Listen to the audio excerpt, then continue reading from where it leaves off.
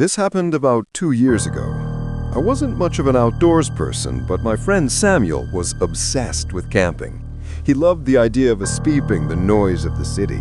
No phones, no lights, no people, just silence and nature. So when he found a place called Lake Hallow, hidden deep inside an old forest, he begged me to come with him. He said it would be a trip we'll never forget. I wish he hadn't been right about that. We arrived just before sunset. The lake was enormous, flat, perfectly still, like a mirror. The trees around it were dark and crowded together, and when the wind blew, they made this whispering sound that almost felt like voices. We set up the tent right near the water, maybe 5 or 6 feet from the edge. The air was cold, but calm, too calm. There were no frogs, no crickets, not even the buzz of mosquitoes, just silence. That night, Samuel lit a campfire and started roasting sausages. He kept joking about ghost stories and said, "You know, they say people used to drown here. The lake doesn't like to give things back." I told him to shut up, but he just laughed. The firelight flickered across his face, and for a second I thought I saw a shape move behind him, something standing by the trees. But when I blinked, it was gone. Around midnight, I woke up. The campfire had died, and the only light left was the moonlight reflecting on the lake's surface. That's when I heard it. Plop, plop, plop. Soft footsteps in the water. Slow, careful, like someone walking just below the surface. I froze. Then I saw it.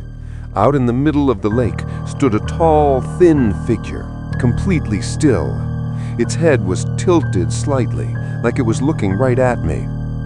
The moonlight hit the water just enough for me to see its face wasn't really a face, more like a hole, a blur where features should be.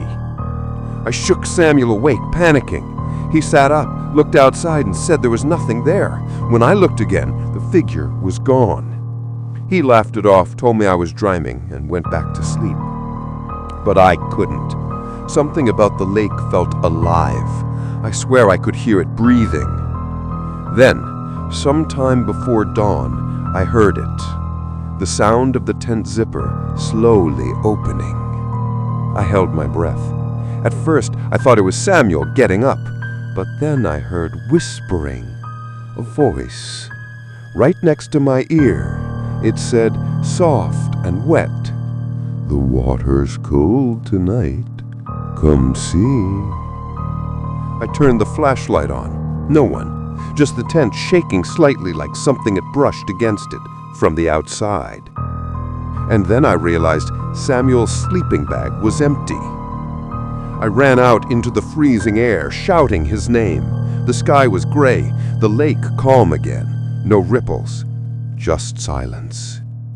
They found Samuel 3 days later, floating in the middle of the lake.